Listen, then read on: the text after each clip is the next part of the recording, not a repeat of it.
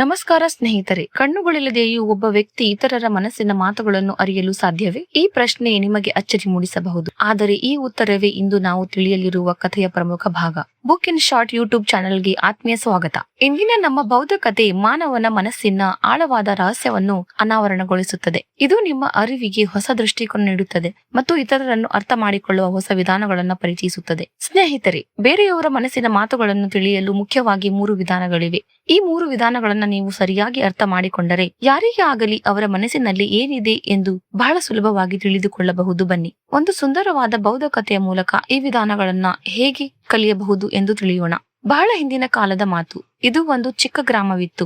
ಆ ಗ್ರಾಮದಲ್ಲಿ ಇಬ್ಬರು ಅಣ್ಣ ತಮ್ಮಂದಿರು ವಾಸಿಸುತ್ತಿದ್ದರು. ಅಣ್ಣ ಹುಟ್ಟಿನಿಂದಲೇ ಅಂಧನಾಗಿದ್ದರಿಂದ ಯಾವಾಗಲೂ ಮನೆಯಲ್ಲಿಯೇ ಇರುತ್ತಿದ್ದನು. ತಮ್ಮ ಕೃಷಿ ಕೆಲಸಗಳನ್ನ ಮಾಡುತ್ತಿದ್ದ. ಆದರೆ ಪ್ರತಿದಿನವೂ ಹೊಲಕ್ಕೆ ಅತಿಯಾದ ಪ್ರಾಣಿಗಳು ನುಗ್ಗಿ ಬೆಳೆಗಳನ್ನು ಸಂಪೂರ್ಣವಾಗಿ ನಾಶ ಮಾಡುತ್ತಿದ್ದವು.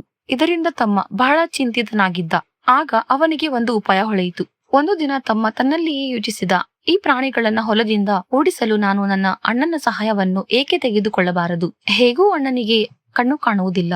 ಅವನು ಹೊಲದಲ್ಲಿ ಕುಳಿತುಕೊಂಡು ಪ್ರಾಣಿಗಳ ಸದ್ದು ಕೇಳಿದಾಗ ಜೋರಾಗಿ ಕೂಗಿದರೆ ಅವು ಓಡಿ ಹೋಗುತ್ತವೆ. ಇದರಿಂದ ನಮ್ಮ ಬೆಳೆಗಳು ಸುರಕ್ಷಿತವಾಗಿರುತ್ತವೆ. ಇದೆಲ್ಲವನ್ನು ಯೋಚಿಸಿದ ನಂತರ ಅವನು ತನ್ನ ಹೊಲದಲ್ಲಿ ಒಂದು ಚಿಕ್ಕ ಗುಡಿಸಲು ನಿರ್ಮಿಸಿದ. ಅಂಧನಾಗಿದ್ದ ತನ್ನ ಅಣ್ಣವನ್ನು ಅಲ್ಲಿ ಕರೆದು ಕೂರಿಸಿದ. ಅಣ್ಣ, ಏನಾದರೂ ಪ್ರಾಣಿಯ ಸದ್ದು ಕೇಳಿದರೆ ಜೋರಾಗಿ ಕೂಗಿ ಓಡಿಸಿಬಿಡು. ಇದರಿಂದ ನಮ್ಮ ಬೆಳೆಗಳು ಹಾಳಾಗುವುದಿಲ್ಲ ಎಂದು ಹೇಳಿದ ಅಣ್ಣ. ಅಣ್ಣ ತಮ್ಮನ ಮಾತನ್ನ ಒಪ್ಪಿ ಅಂದಿನಿಂದ ಹೊಲದಲ್ಲಿಯೇ ಇರಲು ಪ್ರಾರಂಭಿಸಿದ. ಯಾವ ಪ್ರಾಣಿಯ ಸದ್ದು ಕೇಳಿದರೂ ಅವನು ತಕ್ಷಣವೇ ಜೋರಾಗಿ ಕೂಗುತ್ತಿದ್ದ. ಇದರಿಂದ ಪ್ರಾಣಿಗಳು ಭಯಗೊಂಡು ಹೊಲದಿಂದ ಓಡಿ ಹೋಗುತ್ತಿದ್ದವು. ಹೀಗೆ ಹಲವು ದಿನಗಳು ಕಳೆದು ಹೋದವು. ಒಂದು ದಿನ ಒಂದು ಜಿಂಕೆ ವೇಗವಾಗಿ ಓಡುತ್ತಾ ಹೊಲಕ್ಕೆ ಬಂದು ಅದು ಹೊಲದ ತಡೆಯನ್ನು ಒಡೆದು ಅಲ್ಲಿಂದ ಓಡಿ ಹೋಯಿತು. ಆದರೆ ಆ ಜಿಂಕೆಯನ್ನು ಬೆನ್ನಟ್ಟಿಕೊಂಡು ಒಬ್ಬ ರಾಜನು ಅದೇ ಹೊಲಕ್ಕೆ ಬಂದ. ಆಗ ರಾಜನ ಕಣ್ಣು ಅಂಧನಾಗಿದ್ದ ಆ ಅಣ್ಣನ ಮೇಲೆ ಬಿತ್ತು. ರಾಜ ಆ ವ್ಯಕ್ತಿಯನ್ನ ನೋಡಿ, ನಾನು ಒಂದು ಪ್ರಾಣಿಯನ್ನ ಬೆನ್ನಟ್ಟಿಕೊಂಡು ಬಂದಿದ್ದೇನೆ. ಆ ಪ್ರಾಣಿಯನ್ನ ನೀನು ಇಲ್ಲಿ ನೋಡಿದೀಯಾ ಎಂದು ಕೇಳಿದ. ಆ ವ್ಯಕ್ತಿ ಉತ್ತರಿಸಿದ, ಮಹಾರಾಜ, ನನಗೆ ಕಣ್ಣು ಕಾಣುವುದಿಲ್ಲ. ನಾನು ಹೇಗೆ ತಾನೇ ಯಾವುದಾದರೂ ಪ್ರಾಣಿಯನ್ನು ನೋಡಬಲ್ಲೆ? ಆದರೆ ನಾನು ನಿಮಗೆ ಒಂದು ವಿಷಯ ಖಂಡಿತ ಹೇಳಬಲ್ಲೆ. ನನ್ನ ಹೊಲದ ಮೂಲಕ ಓಡಿ ಹೋದ ಆ ಪ್ರಾಣಿ ನಿಮ್ಮ ಯೋಗ್ಯತೆಗೆ ತಕ್ಕದಲ್ಲ.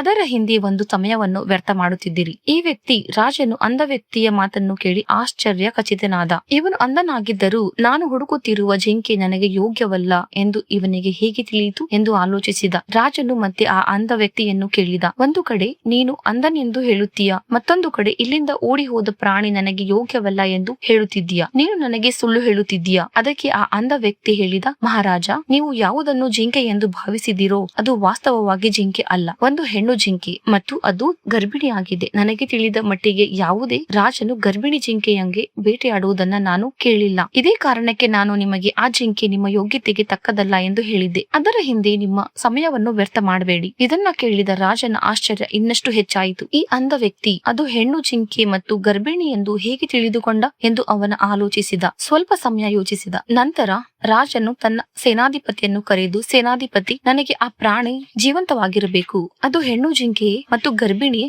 ಎಂದು ನಾನು ಖಚಿತಪಡಿಸಿಕೊಳ್ಳಬೇಕು. ಈ ಅಂಧ ವ್ಯಕ್ತಿ ಬಹಳ ವಿಶ್ವಾಸದಿಂದ ಹೇಳುತ್ತಿದ್ದಾನೆ. ಒಂದು ವೇಳೆ ಅದು ಹೆಣ್ಣು ಜಿಂಕೆ ಮತ್ತು ಗರ್ಭಿಣಿಯಾಗಿದ್ದರೆ ಅದು ನಮ್ಮ ಬೇಟೆಗೆ ಯೋಗ್ಯವಲ್ಲ. ನಾವು ಹುಡುಕುತ್ತಿರುವುದು ಗಂಡು ಜಿಂಕೆಯನ್ನ. ಹಾಗಾದರೆ ಹೋಗಿ ಅದು ಹೆಣ್ಣು ಜಿಂಕೆ ಎಂದು ಪರೀಕ್ಷಿಸಿ ಬನ್ನಿ ಎಂದು ಆದೇಶಿಸಿದ. ಸೇನಾಧಿಪತಿ ರಾಜನ ಆಜ್ಞೆಯನ್ನು ಪಾಲಿಸಿ ಮುನ್ನಡೆದನು. ಸ್ವಲ್ಪ ಸಮಯದ ನಂತರ ಹಿಂತಿರುಗಿ ಬಂದಾಗ ಅವನು ರಾಜನಿಗೆ ಹೇಳಿದ, ಮಹಾರಾಜ, ಈ ಅಂಧ ವ್ಯಕ್ತಿ ಹೇಳಿದ ಎಲ್ಲಾ ಮಾತುಗಳು ಸಂಪೂರ್ಣವಾಗಿ ಸತ್ಯ. ಅದು ಹೆಣ್ಣು ಜಿಂಕೆಯೇ ಮತ್ತು ಗರ್ಭಿಣಿಯೂ ಹೌದು. ಇದನ್ನ ಕೇಳಿ ರಾಜನಿಗೆ ಆಶ್ಚರ್ಯವಾಯಿತು. ಆ ಅಂಧ ವ್ಯಕ್ತಿ ಹೇಗೆ ಆ ಪ್ರಾಣಿ ಹೆಣ್ಣು ಜಿಂಕೆ ಮತ್ತು ಗರ್ಭಿಣಿ ಎಂದು ತಿಳಿದುಕೊಂಡ ಎಂದು ರಾಜನಿಗೆ ಅರ್ಥವಾಗಲಿಲ್ಲ. ಒಬ್ಬ ಅಂಧ ವ್ಯಕ್ತಿ ಇದನ್ನು ಹೇಗೆ ನೋಡಬಹುದು, ಹೇಗೆ ತಿಳಿಯಬಹುದು ಎಂಬ ಅನೇಕ ಪ್ರಶ್ನೆಗಳು ರಾಜನ ಮನಸ್ಸಿನಲ್ಲಿ ಮೂಡಿದವು. ಈಗ ರಾಜನು ಈ ವಿಷಯದ ಹಿಂದಿನ ಸತ್ಯವನ್ನು ಅರಿತುಕೊಳ್ಳಲೇಬೇಕು ಎಂದು ನಿರ್ಧರಿಸಿದ.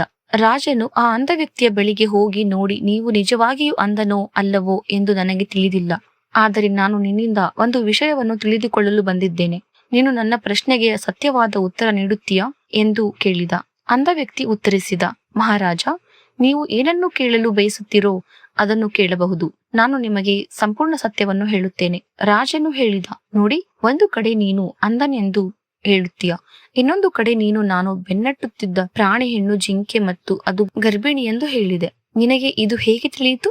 ನಿನ್ನ ಹೊಲಕ್ಕೆ ಬೇರೆ ಪ್ರಾಣಿಗಳು ಬರುತ್ತವೆ ಅಲ್ಲವೇ? ಇನ್ನು ಅನೇಕ ಪ್ರಾಣಿಗಳು ಇಲ್ಲಿಂದ ಹಾದು ಹೋಗುತ್ತವೆ ಅಲ್ಲವೇ? ಹಾಗಾದರೆ ನೀನು ಇದನ್ನ ಹೇಗೆ ಊಹಿಸಿದೆ? ಆಗ ಆ ಅಂಧ ವ್ಯಕ್ತಿ ರಾಜನಿಗೆ ಹೇಳಿದ, ಮಹಾರಾಜ, ನೀವು ಬೆನ್ನಟ್ಟುತ್ತಿದ್ದ ಅದೇ ಹೆಣ್ಣು ಜಿಂಕೆ ನನ್ನ ಹೊಲಕ್ಕೆ ಬಂದಾಗ ಅದರ ಓಟದ ವೇಗ ಮತ್ತು ಸಪ್ಪಳದಿಂದ ಅದು ಹೆಣ್ಣು ಜಿಂಕೆ ಎಂದು ನನಗೆ ತಿಳಿಯಿತು. ಮತ್ತು ನನ್ನ ಹೊಲದ ತಡೆಗೋಡೆ ಬಹಳ ಚಿಕ್ಕದಾಗಿದೆ, ಅದರ ಎತ್ತರ ಹೆಚ್ಚಿಲ್ಲ.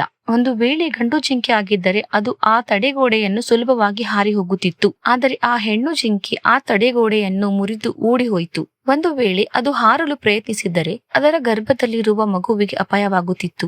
ಈ ವಿಷಯದಿಂದಲೇ ಅದು ಗರ್ಭಿಣಿ ಎಂದು ನಾನು ತಿಳಿದುಕೊಂಡೆ. ಈ ಕಾರಣದಿಂದಲೇ ಅದು ಹೆಚ್ಚು ಎತ್ತರ ಹಾರದೆ ನನ್ನ ಹೊಲದ ತಡೆಗೋಡೆಯನ್ನು ಒಡೆದು ಓಡಿ ಹೋಯಿತು. ಇದನ್ನು ಕೇಳಿ ರಾಜನ ಮನಸ್ಸಿನಲ್ಲಿ ಮತ್ತೊಂದು ಪ್ರಶ್ನೆ ಮೂಡಿತು. ರಾಜನು ಕೇಳಿದ, ಆದರೆ ಅದು ಹೆಣ್ಣು ಜಿಂಕೆ ಎಂದು ನಿನಗೆ ಹೇಗೆ ತಿಳಿಯಿತು? ಬೇರೆ ಯಾವುದೇ ಪ್ರಾಣಿಯು ಇಲ್ಲಿಗೆ ಬರಬಹುದಿತ್ತಲ್ಲವೇ? ಅದಕ್ಕೆ ಆ ಅಂಧ ವ್ಯಕ್ತಿ ಉತ್ತರಿಸಿದ, ಮಹಾರಾಜ, ದಿನವಿಡೀ ಬೆಳಿಗ್ಗೆಯಿಂದ ಸಂಜೆಯವರೆಗೆ ಇಲ್ಲಿಯೇ ಕುಳಿತಿರುತ್ತೇನೆ. ನನ್ನ ಕೇಳುವ ಶಕ್ತಿ ಬಹಳ ತೀಕ್ಷ್ಣವಾಗಿದೆ. ನನ್ನ ಹೊಲಕ್ಕೆ ಯಾವ ಪ್ರಾಣಿ ಬರುತ್ತದೆ ಎಂದು ನನಗೆ ಚೆನ್ನಾಗಿ ತಿಳಿದಿರುತ್ತದೆ. ಅದರ ಆಧಾರದ ಮೇಲೆ ನಾನು ಜೋರಾಗಿ ಕೂಗುತ್ತೇನೆ. ಇದರಿಂದ ಅವು ನನ್ನ ಹೊಲದಿಂದ ಓಡಿ ಹೋಗುತ್ತವೆ ಮತ್ತು ನನ್ನ ಬೆಳೆಗಳನ್ನು ನಾಶ ಮಾಡುವುದಿಲ್ಲ. ರಾಜನು ಆ ಅಂಧ ವ್ಯಕ್ತಿಯ ಉತ್ತರವನ್ನು ಕೇಳಿ ಸಂಪೂರ್ಣವಾಗಿ ತೃಪ್ತನಾದ.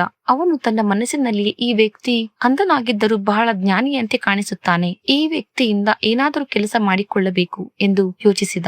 ಈ ವಿಚಾರದೊಂದಿಗೆ ರಾಜನು ಅಲ್ಲಿಂದ ತನ್ನ ಅರಮನೆಗೆ ಮರಳಿದ. ರಾಜ್ ಮಹಲ್ ತಲುಪಿದ ತಕ್ಷಣ ರಾಜನು ಆ ಅಂಧ ವ್ಯಕ್ತಿಗೆ ಹೇಳಿದ, ನೀವು ಬಹಳ ಜ್ಞಾನಿ ವ್ಯಕ್ತಿ, ನಿಮಗೆ ಯಾವುದೇ ವಿಷಯ ಬಹಳ ಸುಲಭವಾಗಿ ತಿಳಿದು ಬಿಡುತ್ತದೆ. ಇಂದು ನಾನು ನಿಮ್ಮನ್ನು ಇಲ್ಲಿಗೆ ಕರೆದಿಸಿಕೊಂಡಿರುವುದು ಒಂದು ವಿಷಯ ತಿಳಿಯಲು. ನನ್ನ ಪತ್ನಿ ಪವಿತ್ರತೆಯೋ ಅಥವಾ ಇಲ್ಲವೋ ಎಂದು ನಾನು ನಿಮ್ಮಿಂದ ತಿಳಿದುಕೊಳ್ಳಲು ಬಯಸುತ್ತೇನೆ. ಇದಕ್ಕೆ ಅಂಧ ವ್ಯಕ್ತಿ, ಮಹಾರಾಜ, ಇದು ಯಾವ ರೀತಿ ಪ್ರಶ್ನೆ ಎಂದು ಕೇಳಿದ.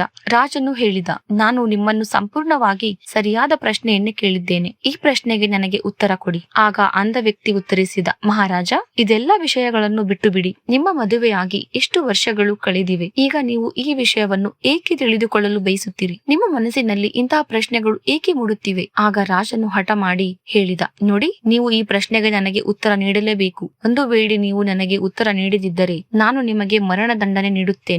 ರಾಜನ ಬಾಯಿಯಿಂದ ಈ ಮಾತನ್ನು ಕೇಳಿದ ಆ ಅಂಧ ವ್ಯಕ್ತಿ ಹೇಳಿದ, ಮಹಾರಾಜ, ನಿಮಗೆ ಈ ಪ್ರಶ್ನೆಗೆ ಉತ್ತರ ಬೇಕಾಗಿದ್ದರೆ ಅದಕ್ಕಾಗಿ ನೀವು ನನ್ನ ಒಂದು ಕೆಲಸ ಮಾಡಬೇಕು. ರಾಜನು ಕೇಳಿದ, ಹೇಳಿ, ನಾನು ಏನು ಮಾಡಬೇಕು? ಆಗ ಆ ವ್ಯಕ್ತಿ ಹೇಳಿದ, ಅದಕ್ಕಾಗಿ ನಿಮ್ಮ ಪತ್ನಿಯನ್ನು ನನ್ನೊಂದಿಗೆ ಒಂದು ಕೋಣೆಯಲ್ಲಿ ಸ್ವಲ್ಪ ಸಮಯ ಏಕಾಂತದಲ್ಲಿ ಬಿಡಬೇಕು. ಆ ಅಂಧ ವ್ಯಕ್ತಿಯ ಈ ಮಾತನ್ನು ಕೇಳಿ ರಾಜನು ಮೊದಲು ಕೋಪಗೊಂಡನು, ಆದರೆ ನಂತರ ಸ್ವಲ್ಪ ಯೋಚಿಸಿದ. ನಂತರ ಅವನು ಆ ವ್ಯಕ್ತಿಯ ಮಾತನ್ನು ಒಪ್ಪಿಕೊಂಡನು. ತನ್ನ ಸೇನಾಧಿಪತಿಗೆ ಆದೇಶಿಸಿದ, ಸೇನಾಧಿಪತಿ, ಈ ವ್ಯಕ್ತಿಯನ್ನು ಮತ್ತು ನನ್ನ ಪತ್ನಿಯನ್ನು ಸ್ವಲ್ಪ ಸಮಯ ಒಂದು ಕೋಣೆಯಲ್ಲಿ ಏಕಾಂತವಾಗಿ ಬಿಡಿ. ಸೇನಾಧಿಪತಿ ರಾಜನ ಆದೇಶವನ್ನು ನಿಖರವಾಗಿ ಪಾಲಿಸಿದ. ಈಗ ರಾಜನ ಪತ್ನಿ ಮತ್ತು ಅಂಧ ವ್ಯಕ್ತಿ ಒಂದು ಕೋಣೆಯಲ್ಲಿ ಬಂದಿಯಾಗಿದ್ದರು. ಆಗ ಆ ಅಂಧ ವ್ಯಕ್ತಿ ರಾಜನ ಪತ್ನಿಗೆ ಹೇಳಿದ, ನಾನು ನಿಮ್ಮನನ್ನು ಮುಟ್ಟಬೇಕು. ಈ ಮಾತಿಗೆ ರಾಣಿಯು ಅತಿಯಾಗಿ ಕೋಪಗೊಂಡಳು. ಅವಳು ಆ ಅಂಧ ವ್ಯಕ್ತಿಯನ್ನು ಹಿಡಿದು ಬಡಿಯಲು ಪ್ರಾರಂಭಿಸಿದಳು. ಕೆಲವೊಮ್ಮೆ ಕೈಗಳಿಂದ, ಕೆಲವೊಮ್ಮೆ ಕಾಲಿನಿಂದ, ಮತ್ತೆ ಕೆಲವೊಮ್ಮೆ ನೆಲಕ್ಕೆ ಕೆಳುವಿ. ಹೀಗೆ ಅವಳು ಆ ಅಂಧ ವ್ಯಕ್ತಿಗೆ ಬಹಳಷ್ಟು ಹೊಡೆದಳು. ನಂತರ ಹೇಗೋ ಆ ಅಂಧ ವ್ಯಕ್ತಿ ತನ್ನ ಪ್ರಾಣವನ್ನು ಉಳಿಸಿಕೊಂಡು ಅಲ್ಲಿಂದ ಓಡಿ ಹೋದನು. ಅವನು ರಾಜನ ಬಳಿಗೆ ಬಂದು, ಮಹಾರಾಜ, ನಿಮ್ಮ ಪತ್ನಿ ಪವಿತ್ರತೆ ಅಲ್ಲ ಎಂದು ಹೇಳಿದ. ಈ ಮಾತನ್ನು ಕೇಳಿದ ರಾಜನು ಅತಿಯಾಗಿ ಕೋಪಗೊಂಡನು. ರಾಜನು ತನ್ನ ಖಡ್ಗವನ್ನು ತೆಗೆದು ನೇರವಾಗಿ ತನ್ನ ಪತ್ನಿಯ ಬಳಿ ಹೋಗಿ ಕೋಪದಿಂದ ತನ್ನ ರಾಣಿಗೆ ಹೇಳಿದ, ರಾಣಿ, ಇಂದು ನಾನು ನಿಮ್ಮನ್ನು ಕೇಳುವ ಯಾವುದೇ ಪ್ರಶ್ನೆಗೂ ನನಗೆ ಸತ್ಯವಾದ ಉತ್ತರ ನೀಡಿ. ಒಂದು ವೇಳೆ ನೀವು ಒಂದು ಅಕ್ಷರವು ಸುಳ್ಳು ಹೇಳಿದರೆ ನಾನು ನಿಮ್ಮ ತಲೆಯನ್ನು ಈಗಲೇ ದೇಹದಿಂದ ಬೇರ್ಪಡಿಸುತ್ತೇನೆ. ನಂತರ ರಾಜನು ಹೇಳಿದ, ಹೇಳಿ, ನೀವು ಪವಿತ್ರತೆ ಹೌದೋ ಅಲ್ಲವೋ? ಇದಕ್ಕೆ ರಾಣಿಯು, ಮಹಾರಾಜ, ನೀವು ಬೇಕಿದ್ದರೆ ನನ್ನನ್ನು ಕೊಲ್ಲಿಸಿಬಿಡಿ, ಆದರೆ ನಾನು ಪವಿತ್ರತೆ ಅಲ್ಲ ಎಂದು ಉತ್ತರಿಸಿದಳು. ರಾಜನು ಈ ಮಾತನ್ನು ಕೇಳಿ ಬಹಳ ಸಂತೋಷಪಟ್ಟನು, ಏಕೆಂದರೆ ಅಂಧ ವ್ಯಕ್ತಿ ಹೇಳಿದ್ದೆಲ್ಲವೂ ಸತ್ಯವಾಯಿತು. ಈ ಮಾತನ್ನು ಕೇಳಿದ ತಕ್ಷಣ ರಾಜನು ಆ ಅಂಧ ವ್ಯಕ್ತಿಯ ಬಳಿಗೆ ಓಡಿ ಹೋಗಿ, ನನ್ನ ಪತ್ನಿ ಪವಿತ್ರತೆ ಅಲ್ಲ ಎಂದು ನಿನಗೆ ಹೇಗೆ ತಿಳಿಯಿತು ಎಂದು ಕೇಳಿದ. ಆ ಅಂಧ ವ್ಯಕ್ತಿ ಉತ್ತರಿಸಿದ, ಮಹಾರಾಜ, ಇದು ಬಹಳ ಸರಳ ವಿಷಯ. ನಾನು ನಿಮ್ಮ ಪತ್ನಿಗೆ ಕೇವಲ ನಿಮ್ಮನ್ನು ಮುಟ್ಟಬೇಕು ಎಂದು ಮಾತ್ರ ಹೇಳಿದ್ದೆ. ಆ ಮಾತಿಗೆ ಅವಳು ಅಷ್ಟೊಂದು ಕೋಪಗೊಂಡಳು. ಕೋಪದಲ್ಲಿ ನನ್ನನ್ನು ಒದೆಯಲು, ಹೊಡೆಯಲು ಪ್ರಾರಂಭಿಸಿದಳು. ಯಾವುದೇ ಮಹಿಳೆ ಇನ್ನೊಬ್ಬ ಪುರುಷನನ್ನು ಹೇಗೆ ಮುಟ್ಟಲು ಸಾಧ್ಯ? ಆದರೆ ಅವಳು ಏನನ್ನನ್ನು ನೋಡದೆ, ಯಾವುದೇ ಪರಿಣಾಮದ ಬಗ್ಗೆ ಯೋಚಿಸದೆ ನನ್ನ ಮೇಲೆ ಲಾಠಿ ಗುಂಡುಗಳನ್ನು ಸುರಿಸಲು ಪ್ರಾರಂಭಿಸಿದಳು. ಅದು ಕೂಡ ಒಂದು ರೀತಿಯ ಸ್ಪರ್ಶವೇ ಆಯಿತು. ಮತ್ತು ಒಬ್ಬ ಪವಿತ್ರತೆ ಸ್ತ್ರೀ ಎಂದಿಗೂ ಪುರುಷರನ್ನು ಮುಟ್ಟುವುದಿಲ್ಲ. ನಾನು ಆಕೆಯನ್ನು ಮುಟ್ಟಲು ಹೇಳಿದಾಗ ಆಕೆ ನನ್ನನ್ನು ನಿರಾಕರಿಸಬಹುದಿತ್ತು, ಆದರೆ ಆಕೆ ನನ್ನನ್ನು ಹೊಡೆಯಲು ಪ್ರಾರಂಭಿಸಿದಳು ಮತ್ತು ನೋಡುತ್ತಲೇ ನನ್ನ ಇಡೀ ದೇಹವನ್ನು ಮುಟ್ಟಿದಳು. ಆಗ ನೀವೇ ಹೇಳಿ, ಇಂತಹ ಸ್ತ್ರೀ ಪವಿತ್ರತೆ ಹೇಗೆ ಆಗಲು ಸಾಧ್ಯ? ಇದಕ್ಕೆ ರಾಜನು, ನೀನು ಬಹಳ ಜ್ಞಾನಿ ಎಂದು ಕಾಣುತ್ತೀಯ. ಸರಿ, ನನ್ನ ಮತ್ತೊಂದು ಪ್ರಶ್ನೆಗೆ ಉತ್ತರ ಕೊಡು. ನೀನು ಈ ಪ್ರಶ್ನೆಗೆ ನನಗೆ ಸರಿಯಾದ ಉತ್ತರ ನೀಡಿದರೆ ನಾನು ನಿನ್ನನ್ನು ಇಲ್ಲಿಂದ ಹೋಗಲು ಬಿಡುತ್ತೇನೆ ಎಂದು ಹೇಳಿದ. ಮುಂದೆ ರಾಜನು ಆ ಅಂಧ ವ್ಯಕ್ತಿಗೆ ಹೇಳಿದ, ನಾನು ನಿಜವಾಗಿಯೂ ನನ್ನ ತಂದೆಯ ಮಗನೇ ಅಥವಾ ಬೇರೆ ಯಾರದ್ದೋ? ಇದಕ್ಕೆ ಆ ಅಂಧ ವ್ಯಕ್ತಿ ಹೇಳಿದ, ಮಹಾರಾಜ, ಈ ವಿಷಯದಿಂದ ನಿಮಗೇನು? ನೀವು ಯಾರ ಮಗನೇ ಆಗಲಿ ಕೊನೆಗೂ ನೀವು ಈ ರಾಜ್ಯದ ರಾಜನೇ ಅಲ್ಲವೇ? ಆದ್ದರಿಂದ ಈ ಪ್ರಶ್ನೆಯನ್ನು ಬಿಟ್ಟು ಬಿಡಿ. ಆದರೆ ರಾಜನು ಹೇಳಿದ, ಇಲ್ಲ, ನನಗೆ ಈ ಪ್ರಶ್ನೆಗೆ ಸರಿಯಾದ ಉತ್ತರ ಬೇಕು. ಇಲ್ಲದಿದ್ದರೆ ಈ ಪ್ರಶ್ನೆ ನನಗೆ ಯಾವಾಗಲೂ ಕಾಡುತ್ತಾ ಇರುತ್ತದೆ. ಹಾಗಾಗಿ ನಾನು ಇದರ ಸರಿಯಾದ ಉತ್ತರವನ್ನು ತಿಳಿದುಕೊಳ್ಳಲು ಬಯಸುತ್ತೇನೆ. ನೀನು ಇದಕ್ಕೆ ಸರಿಯಾದ ಉತ್ತರ ನೀಡಿದ್ದರೆ ನೀನು ಇಲ್ಲಿಂದ ಹೋಗಬಹುದು. ನಾನು ನಿನ್ನನ್ನು ತಡೆಯುವುದಿಲ್ಲ. ಆಗ ಆ ಅಂಧ ವ್ಯಕ್ತಿ ಹೇಳಿದ, ಮಹಾರಾಜ, ಇದಕ್ಕಾಗಿ ನನಗೆ ನಿಮ್ಮ ತಾಯಿಯ ಬಳಿಗೆ ಹೋಗುವ ಅವಶ್ಯಕತೆಯೂ ಇಲ್ಲ. ನೀವು ಯಾರ ಮಗ ಎಂದು ನಾನು ನಿಮಗೆ ಈಗಲೇ ಹೇಳಬಲ್ಲೆ. ಆದರೆ ಅದಕ್ಕೂ ಮೊದಲು ನೀವು ನನಗೆ ಒಂದು ಭರವಸೆ ನೀಡಬೇಕು. ನೀವು ನನ್ನ ಮೇಲೆ ಕೋಪಗೊಳ್ಳುವುದಿಲ್ಲ ಎಂದು ರಾಜನು ಹೇಳಿದ. ನಾನು ನಿಮಗೆ ಭರವಸೆ ನೀಡುತ್ತೇನೆ, ನಾನು ನಿಮ್ಮ ಮೇಲೆ ಕೋಪಗೊಳ್ಳುವುದಿಲ್ಲ. ಇದಾದ ನಂತರ ಆ ಅಂಧ ವ್ಯಕ್ತಿ ರಾಜನಿಗೆ ಹೇಳಿದ, ಮಹಾರಾಜ, ನೀವು ನಿಮ್ಮ ತಂದೆಯ ಪುತ್ರನೇ ಹೌದು. ಆದರೆ ನಿಮ್ಮ ಮೇಲೆ ಒಬ್ಬ ಜಿಪುಣ ಶೆಟ್ಟಿಯ ನೆರಳು ಬಿದ್ದಿದೆ. ಇದನ್ನ ಕೇಳಿದ ರಾಜನಿಗೆ ಬಹಳ ಕೋಪ ಬಂತು. ಅವನು ತಕ್ಷಣವೇ ಖಡ್ಗಗಳನ್ನು ತೆಗೆದು ತನ್ನ ತಾಯಿಯ ಬಳಿ ಹೋದ. ಅಲ್ಲಿಗೆ ತಲುಪಿದ. ನಂತರ ತನ್ನ ತಾಯಿಗೆ ಹೇಳಿದ, ಅಮ್ಮ, ನನಗೆ ಸತ್ಯವನ್ನು ಹೇಳಿ. ನಾನು ನನ್ನ ತಂದೆಯ ಮಗನೇ ಅಥವಾ ಇಲ್ಲವೇ? ನೀವು ನನಗೆ ಸತ್ಯವನ್ನು ಹೇಳಿದ್ದರೆ ನಾನು ಇಲ್ಲಿಯೇ ನನ್ನ ಪ್ರಾಣವನ್ನು ತ್ಯಜಿಸುತ್ತೇನೆ. ಹೇಳಿ, ಸತ್ಯ ಏನು? ಇದಕ್ಕೆ ಆ ರಾಜನ ತಾಯಿ ಹೇಳಿದಳು, ಮಗನೇ, ನೀನು ನಿನ್ನ ತಂದೆಯ ಪುತ್ರನೇ ಹೌದು. ಆದರೆ ನಿನ್ನ ಮೇಲೆ ಒಬ್ಬ ಜಿಪುಣ ಶೆಟ್ಟಿಯ ನೆರಳು ಬಿದ್ದಿದೆ. ನಾನು ಒಮ್ಮೆ ಸ್ನಾನ ಮಾಡಿದ ನಂತರ ಕನ್ನಡಿಗೆ ನೋಡುತ್ತಿದ್ದಾಗ ಆ ಗಾಜಿನ ಹಿಂದೆ ನನಗೆ ಒಬ್ಬ ಜಿಪುಣ ಶೆಟ್ಟಿ ಕಾಣಿಸಿದ. ಅವನ ನೆರಳೇ ನಿನ್ನ ಮೇಲೆ ಬಿದ್ದಿದೆ. ಇದನ್ನ ಕೇಳಿ ರಾಜನು ಬಹಳ ಸಂತೋಷಪಟ್ಟನು. ಅವನು ತಕ್ಷಣವೇ ಓಡುತ್ತಾ ಆ ಅಂಧ ವ್ಯಕ್ತಿಯ ಬಳಿಗೆ ಹಿಂತಿರುಗಿ ಬಂದನು. ಆ ಅಂಧ ವ್ಯಕ್ತಿಗೆ ಹೇಳಿದ, ನನ್ನ ಮೇಲೆ ಒಬ್ಬ ಜಿಪುಣ ಶೆಟ್ಟಿಯ ನೆರಳು ಬಿದ್ದಿದೆ ಎಂದು ನಿನಗೆ ಹೇಗೆ ತಿಳಿಯಿತು? ಇದಕ್ಕೆ ಆ ವ್ಯಕ್ತಿ ಹೇಳಿದ, ಮಹಾರಾಜ, ನೀವು ನನಗೆ ಹಲವು ಪ್ರಶ್ನೆಗಳನ್ನು ಕೇಳಿದ್ರೆ ಅದಕ್ಕೆಲ್ಲ ನಾನು ಸರಿಯಾದ ಉತ್ತರವನ್ನು ನೀಡಿದ್ದೇನೆ. ಬೇರೆ ಯಾವುದೇ ರಾಜನಾಗಿದ್ದರೆ ನನಗೆ ಇದರ ಬದಲಾಗಿ ಸಾಕಷ್ಟು ಬಹುಮಾನಗಳು ಸಿಗುತ್ತಿದ್ದವು. ಆದರೆ ಇಲ್ಲಿವರೆಗೂ ನೀವು ನನಗೆ ಒಂದು ಕಾಲು ಕಾಸನ್ನು ನೀಡಿಲ್ಲ. ಈ ವಿಷಯದಿಂದಲೇ ನಾನು ನೀವು ಬಹಳ ಜಿಪುಣರು ಎಂದು ಅಂದಾಜಿಸಿದೆ. ಈ ಮಾತನ್ನು ಕೇಳಿದ ರಾಜನು ಜೋರಾಗಿ ನಗಲು ಪ್ರಾರಂಭಿಸಿದ ಮತ್ತು ನೀವೇ ನನ್ನನ್ನು ಕೇಳುತ್ತೀರೋ ಅದನ್ನು ನಾನು ನಿಮಗೆ ಖಂಡಿತ ನೀಡುತ್ತೇನೆ. ಆದರೆ ನನಗೆ ಹೇಳಿ, ಯಾವುದು ಸರಿ ಯಾವುದು ತಪ್ಪು ಎಂದು ನಿಮಗೆ ಹೇಗೆ ತಿಳಿಯುತ್ತದೆ? ಯಾವುದೇ ವಿಷಯಕ್ಕೆ ಇಷ್ಟು ನಿಖರ ಮತ್ತು ಸರಿಯಾದ ಉತ್ತರವನ್ನು ನೀವು ಹೇಗೆ ನೀಡಲು ಸಾಧ್ಯವಾಗುತ್ತಿದೆ ಎಂದು ಕೇಳಿದ. ಇದಕ್ಕೆ ಆ ಅಂಧ ವ್ಯಕ್ತಿ ಹೇಳಿದ, ಮಹಾರಾಜ, ನಾನು ಹೇಗೋ ಅಂಧನೇ. ನನ್ನ ಕಣ್ಣುಗಳಿದ್ದರೆ ಯಾರಿಗೇ ಆಗಲಿ ಅವರ ಮನಸ್ಸಿನ ಮಾತುಗಳನ್ನು ಬಹಳ ಸುಲಭವಾಗಿ ತಿಳಿದುಕೊಳ್ಳುತ್ತದೆ. ಮನಸ್ಸಿಗೆ ಒಂದು ಭಾಷೆ ಇರುತ್ತದೆ ಮತ್ತು ಈ ಭಾಷೆಯನ್ನು ಮನುಷ್ಯನ ದೇಹದ ನಡವಳಿಕೆಯ ರೂಪದಲ್ಲಿ ನೋಡಬಹುದು. ಅವನ ಕಣ್ಣುಗಳಿಂದ, ಅವನ ತುಟಿಗಳಿಂದ, ಅವನ ಕೆಲಸ ಮಾಡುವ ವಿಧಾನದಿಂದ, ಅವನ ಕ್ರಿಯೆಯಿಂದ ಅವನ ಮನಸ್ಸಿನಲ್ಲಿ ಏನ್ ನಡೆಯುತ್ತಿದೆ ಎಂದು ತಿಳಿದುಕೊಳ್ಳಬಹುದು. ಅದರ ಆಧಾರದ ಮೇಲೆ ನಾವು ಯಾರ ಮನಸ್ಸಿನ ಮಾತುಗಳನ್ನು ಬೇಕಾದರೂ ತಿಳಿದುಕೊಳ್ಳಬಹುದು. ಆದರೆ ಆ ಅಂಧ ವ್ಯಕ್ತಿ ಮುಂದುವರೆದು ಹೇಳಿದ, ನಾನು ಅಂಧನಾಗಿರುವುದರಿಂದ ನೋಡಲು ಸಾಧ್ಯವಿಲ್ಲ. ಆದ್ದರಿಂದ ನಾನು ಕ್ರಿಯೆಗಳಿಂದ ನೋಡುತ್ತೇನೆ. ನನಗೆ ಯಾವುದೇ ವಿಷಯವನ್ನು ತಿಳಿಯಬೇಕಾದರೆ ಮುಂದಿನ ವ್ಯಕ್ತಿಗೆ ಏನಾದರೂ ಕೆಲಸವನ್ನು ನೀಡಬೇಕು. ಆ ವ್ಯಕ್ತಿ ಆ ಕೆಲಸವನ್ನು ಯಾವ ರೀತಿ ಮಾಡುತ್ತಾನೆ, ಹೇಗೆ ಮಾಡುತ್ತಾನೆ ಎಂಬುದರ ಆಧಾರದ ಮೇಲೆ ಅವನ ಮನಸ್ಸಿನಲ್ಲಿ ಏನು ನಡೆಯುತ್ತಿದೆ ಎಂದು ನಾನು ತಿಳಿದುಕೊಳ್ಳಬಲ್ಲೆ. ಆಗ ರಾಜನು, ಅಂದರೆ ನಾನು ಕೂಡ ಯಾರ ಮನಸ್ಸಿನ ಮಾತುಗಳನ್ನಾದರೂ ತಿಳಿದುಕೊಳ್ಳಬಹುದೇ ಎಂದು ಕೇಳಿದ. ಇದಕ್ಕೆ ಆ ಅಂಧ ವ್ಯಕ್ತಿ ಹೇಳಿದ, ಮಹಾರಾಜ, ಖಂಡಿತ ನೀವು ಕೂಡ ಯಾವುದೇ ವ್ಯಕ್ತಿಯ ಮನಸ್ಸಿನ ಮಾತುಗಳನ್ನು ತಿಳಿದುಕೊಳ್ಳಬಹುದು. ಆದರೆ ಅದಕ್ಕೂ ಮೊದಲು ನೀವು ನಿಮ್ಮ ಮೇಲೆ ಕೆಲಸ ಮಾಡಬೇಕು. ಮತ್ತು ಆ ಕೆಲಸವೆಂದರೆ ನಿಮ್ಮ ಮನಸ್ಸನ್ನು ಶಾಂತಗೊಳಿಸುವುದು, ನಿಮ್ಮ ಮನಸ್ಸನ್ನು ಇಂದಿನ ಕ್ಷಣಕ್ಕೆ ತರುವುದು. ಇದಕ್ಕಾಗಿ ನಾನು ನಿಮಗೆ ಇಂದು 3 ವಿಧಾನಗಳನ್ನು ಹೇಳಲು ಹೊರಟಿದ್ದೇನೆ. ಮತ್ತು ಈ 3 ವಿಧಾನಗಳು ಬಹಳ ಸುಲಭ ಮತ್ತು ಸರಳವಾಗಿವೆ. ಆದರೆ ಮಹಾರಾಜ, ಅದಕ್ಕೂ ಮೊದಲು ನೀವು ಒಂದು ಕೆಲಸ ಮಾಡಬೇಕು. ನಿಮ್ಮ ಮನಸ್ಸನ್ನು ಏಕಾಗ್ರತೆಗೊಳಿಸಬೇಕು. ನಾವು ನಮ್ಮ ಮನಸ್ಸನ್ನು ಏಕಾಗ್ರತೆಗೊಳಿಸಿದಾಗ, ನಮ್ಮ ಮನಸ್ಸನ್ನು ಇಂದಿನ ಕ್ಷಣಕ್ಕೆ ತಂದಾಗ ನಾವು ಬೇರೆಯವರ ಮನಸ್ಸಿನ ಮಾತುಗಳನ್ನು ತಿಳಿದುಕೊಳ್ಳಬಹುದು. ಏಕೆಂದರೆ ಆ ವ್ಯಕ್ತಿಯು ಸಹ ತನ್ನ ಮನಸ್ಸಿನಲ್ಲಿ ಇಂದಿನ ಕ್ಷಣದಲ್ಲಿಯೂ ಯೋಚಿಸಿರುತ್ತಾನೆ. ನಾವು ಸಹ ನಮ್ಮ ಮನಸ್ಸನ್ನು ಇಂದಿನ ಕ್ಷಣಕ್ಕೆ ತರಬೇಕು. ಆಗ ಮಾತ್ರ ನಾವು ಅವರ ಮನಸ್ಸಿನ ಮಾತುಗಳನ್ನು ತಿಳಿದುಕೊಳ್ಳಬಹುದು.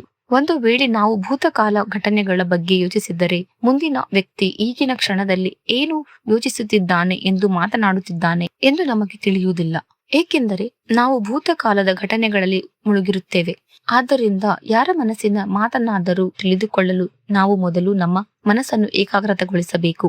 ಅದನ್ನು ಇಂದಿನ ಕ್ಷಣಕ್ಕೆ ತರಬೇಕು. ಮುಂದೆ ಆ ವ್ಯಕ್ತಿ ರಾಜನಿಗೆ ಹೇಳಿದ, ಮಹಾರಾಜ, ನಾನು ನಿಮಗೆ ಹೇಳಲು ಹೊರಟಿರುವ ಈ 3 ವಿಧಾನಗಳಿಂದ ಯಾರ ಮನಸ್ಸಿನ ಮಾತುಗಳನ್ನಾದರೂ ಬಹಳ ಸುಲಭವಾಗಿ ತಿಳಿದುಕೊಳ್ಳಬಹುದು. ಅದರ ನಂತರ ಆ ಅಂಧ ವ್ಯಕ್ತಿ ರಾಜನಿಗೆ ಹೇಳಿದ, ಮಹಾರಾಜ, ಮೊದಲನೆಯ ವಿಧಾನವೇನೆಂದರೆ ಕಣ್ಣುಗಳ ಮೇಲೆ ಗಮನ ಕೊಡುವುದು. ಯಾವುದೇ ವ್ಯಕ್ತಿಯೊಂದಿಗೆ ಮಾತನಾಡುವಾಗ ಅವರ ಕಣ್ಣುಗಳ ಕಡೆಗೆ ಮೂಡುವುದು. ಅವರ ಕಣ್ಣುಗಳ ಮೇಲೆ ಗಮನ ನೀಡುವುದು ಬಹಳ ಮುಖ್ಯ. ಏಕೆಂದರೆ ಕಣ್ಣುಗಳು ಮಾತನಾಡುವುದಿಲ್ಲ, ಆದರೆ ಬಹಳಷ್ಟು ವಿಷಯಗಳನ್ನು ಹೇಳುತ್ತವೆ. ನಾವು ಯಾವುದೇ ವ್ಯಕ್ತಿಯ ಕಣ್ಣುಗಳ ಸಂಕೇತಗಳನ್ನು ಅರ್ಥ ಮಾಡಿಕೊಳ್ಳಲು ಕಲಿತರೆ ಆ ವ್ಯಕ್ತಿಯ ಮನಸ್ಸಿನಲ್ಲಿ ಏನು ನಡೆಯುತ್ತಿದೆ, ಅವನು ಏನು ಯೋಚಿಸುತ್ತಿದ್ದಾನೆ ಮತ್ತು ಅವನು ಈಗ ಏನು ಮಾಡಲು ಹೊರಟಿದ್ದಾನೆ ಎಂದು ನಾವು ತಿಳಿದುಕೊಳ್ಳಬಹುದು. ನನಗೆ ಕಣ್ಣುಗಳಿಲ್ಲ, ಆದ್ರೆ ನಾನು ಈ ವಿದ್ಯೆಯನ್ನು ನನ್ನ ಗುರುಗಳಿಂದ ಕಲಿತಿದ್ದೇನೆ. ಏಕೆಂದರೆ ಹಲವು ವರ್ಷಗಳ ಹಿಂದೆ ನನಗೆ ಕಣ್ಣುಗಳಿದ್ದವು. ಆ ಸಮಯದಲ್ಲಿ ನಾನು ಜನರ ಮನಸ್ಸಿನ ಮಾತುಗಳನ್ನು ಅವರ ಕಣ್ಣುಗಳಿಂದ ಮಾತ್ರ ತಿಳಿದುಕೊಳ್ಳುತ್ತಿದ್ದೆ. ಆದ್ದರಿಂದ ನೀವು ಸಹ ಇತರರ ಮನಸ್ಸಿನ ಮಾತುಗಳನ್ನು ತಿಳಿದುಕೊಳ್ಳಲು ಬಯಸಿದರೆ ನೀವು ಅವರ ಕಣ್ಣುಗಳ ಮೇಲೆ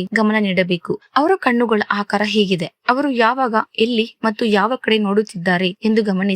ನೀವು ಅವರೊಂದಿಗೆ ಮಾತನಾಡುವಾಗ ಅವರ ಕಣ್ಣುಗಳು ಅತ್ತ ಇತ್ತ ತಿರುಗುತ್ತಿದ್ದರೆ, ಅವರು ಎಡದಿಂದ ಬಲಕ್ಕೆ, ಮೇಲಿಂದ ಕೆಳಕ್ಕೆ ಅಥವಾ ಸುತ್ತಮುತ್ತ ನೋಡುತ್ತಿದ್ದರೆ, ಅಥವಾ ಅವರ ಕಣ್ಣುಗಳು ಸಂತೋಷವಾಗಿ ಕಾಣಿಸುತ್ತಿದ್ದರೆ ಅಥವಾ ನಿರಾಶೆಯಾಗಿ ಕಾಣಿಸುತ್ತಿದ್ದರೆ ಗಮನಿಸಿ. ಉದಾಹರಣೆಗೆ, ಒಬ್ಬ ಕಳ್ಳನ ಕಣ್ಣುಗಳಲ್ಲಿ ನಾವು ನೋಡಿದಾಗ ಆ ವ್ಯಕ್ತಿ ಏನಾದರೂ ತಪ್ಪು ಮಾಡಿದ್ದಾನೆ ಎಂದು ನಮಗೆ ತಿಳಿಯುತ್ತದೆ. ಇದೇ ರೀತಿ ನಾವು ಒಬ್ಬ ಚತುರರ ವ್ಯಕ್ತಿಯು ಕಣ್ಣುಗಳಲ್ಲಿ ನೋಡಿದಾಗ ಅವರ ಕಣ್ಣುಗಳಲ್ಲಿ ಒಂದು ಭಾಷೆ ಇರುವುದು ನಮಗೆ ತಿಳಿಯುತ್ತದೆ. ನೀವು ಎದುರಿನ ವ್ಯಕ್ತಿ ನಿಮಗೆ ಸುಳ್ಳು ಹೇಳುತ್ತಿದ್ದಾನೋ ಅಥವಾ ಸತ್ಯ ಹೇಳುತ್ತಲಿದ್ದಾನೋ ಎಂದು ತಿಳಿದುಕೊಳ್ಳಬೇಕಾದರೆ ಅವರ ಕಣ್ಣುಗಳ ಮೇಲೆ ಗಮನ ನೀಡುವುದು ಬಹಳ ಮುಖ್ಯ. ನಿಮ್ಮೊಂದಿಗೆ ಮಾತನಾಡುವಾಗ ಆ ವ್ಯಕ್ತಿ ತನ್ನ ಕಣ್ಣುಗಳನ್ನ ಅತ್ತಿತ್ತ ತಿರುಗಿಸಿದರೆ, ಮೇಲಿಂದ ಕೆಳಕ್ಕೆ, ಎಡದಿಂದ ಬಲಕ್ಕೆ ಎಲ್ಲಾ ಕಡೆ ನೋಡುತ್ತಿದ್ದರೆ ಅದರ ಅರ್ಥ ಅವನು ಆ ಮಾತಿನಿಂದ ಹೊರಗೆ ಬರುವ ದಾರಿ ಹುಡುಕುತ್ತಿದ್ದಾನೆ. ಅವನು ಸುಳ್ಳು ಹೇಳುತ್ತಿದ್ದಾನೆ. ಒಂದು ವೇಳೆ ಎದುರಿನ ವ್ಯಕ್ತಿ ನಿಮಗೆ ಸುಳ್ಳು ಹೇಳಲು ಪ್ರಯತ್ನಿಸಿದ್ದರೆ ಅವನು ನಿಮ್ಮ ಕಣ್ಣುಗಳಲ್ಲಿ ಕಣ್ಣು ಹಾಕಿ ನೋಡುವುದಿಲ್ಲ. ಅವನು ಅತ್ತಿತ್ತ ನೋಡುತ್ತಾನೆ, ಮೇಲಿಂದ ಕೆಳಗೆ ನೋಡುತ್ತಾನೆ, ಆದರೆ ಅವನು ನಿಮ್ಮ ಕಣ್ಣುಗಳಲ್ಲಿ ಕಣ್ಣು ಹಾಕಿ ಎಂದಿಗೂ ನೋಡಲು ಸಾಧ್ಯವಿಲ್ಲ. ಏಕೆಂದರೆ ಅವನಿಗೆ ಭಯವಿರುತ್ತದೆ. ಒಂದು ವೇಳೆ ಅವರು ನಿಮ್ಮ ಕಣ್ಣುಗಳಲ್ಲಿ ಕಣ್ಣು ಹಾಕಿ ನೋಡಿದರೆ ಅವನ ಸುಳ್ಳು ಸಿಕ್ಕಿಬಿದ್ದು ಜನರಿಗೆ ಸತ್ಯ ತಿಳಿದು ಹೋಗುತ್ತದೆ ಎಂದು. ಇದೇ ರೀತಿ ಇನ್ನು ಕೆಲವು ಭಾಷೆಗಳಿರುತ್ತವೆ. ನೀವು ಯಾರ ಕಣ್ಣುಗಳಲ್ಲಿ ಕಣ್ಣು ಹಾಕಿ ಅವರ ಹಾವಭಾವಗಳನ್ನು ನೋಡಲು ಪ್ರಾರಂಭಿಸಿದಾಗ ಅವರ ಮನಸ್ಸಿನ ಮಾತುಗಳನ್ನು ಸುಲಭವಾಗಿ ಅರ್ಥ ಮಾಡಿಕೊಳ್ಳಬಹುದು. ಇದೇ ರೀತಿ ಮುಖದ ಹಾವಭಾವಗಳಿರುತ್ತವೆ. ಇದರಿಂದ ನಾವು ಮನಸ್ಸಿನ ಮಾತುಗಳನ್ನು ಬಹಳ ಸುಲಭವಾಗಿ ಅರ್ಥ ಮಾಡಿಕೊಳ್ಳಬಹುದು ಮತ್ತು ಇವುಗಳನ್ನು ಅರ್ಥ ಮಾಡಿಕೊಳ್ಳುವುದು ಬಹಳ ಮುಖ್ಯ. ಕೆಲವೊಮ್ಮೆ ಒಬ್ಬ ವ್ಯಕ್ತಿ ತನ್ನ ಮುಖದಿಂದ, ಅಂದರೆ ಕಣ್ಣು, ತುಟಿ ಮತ್ತು ಬೇರೆ ವಿಷಯಗಳಿಂದ ವಿಭಿನ್ನವಾಗಿ ವರ್ತಿಸುತ್ತಾನೆ. ನೀವು ಯಾವುದೇ ವ್ಯಕ್ತಿಯ ಮುಖವನ್ನು ಗಮನಿಸಿದರೆ ಆ ವ್ಯಕ್ತಿ ನಿರಾಶೆಯಾಗಿದ್ದಾನೆ ಅಥವಾ ಬಹಳ ದುಃಖಿತನಾಗಿದ್ದಾನೆ ಅಥವಾ ಅವನು ಬಹಳ ಸಂತೋಷವಾಗಿದ್ದಾನೆ ಅಥವಾ ಅವನಿಗೆ ಬಹಳ ದೊಡ್ಡ ದುಃಖವಿದೆ ಎಂದು ನೀವು ಸುಲಭವಾಗಿ ಅರ್ಥ ಮಾಡಿಕೊಳ್ಳಬಹುದು. ಅವನು ತನ್ನೊಳಗೆ ಏನು ಅನುಭವಿಸುತ್ತಿದ್ದಾನೋ ಎಂಬ ಈ ಎಲ್ಲಾ ವಿಷಯಗಳನ್ನು ನಾವು ಅವನ ಮುಖದ ಹಾವಭಾವಗಳಿಂದ ತಿಳಿದುಕೊಳ್ಳಬಹುದು. ಆಗ ಆ ವ್ಯಕ್ತಿ ಮಾತಿನಿಂದ ಏನನ್ನೇ ಹೇಳಲಿ ಅಥವಾ ಹೇಳಿದಿರಲಿ ಅಥವಾ ಹೇಳದಿರಲಿ, ನೀವು ಅವನ ಮುಖದಿಂದಲೇ ಎಲ್ಲವನ್ನೂ ತಿಳಿದುಕೊಳ್ಳಬಹುದು. ತಿಳಿಸುತ್ತಾ ಹೇಳಿದ, ಮಹಾರಾಜ, ಇದೇ ರೀತಿಯಲ್ಲಿ 3ನೆಯ ಭಾಷೆಯೂ ಇದೆ.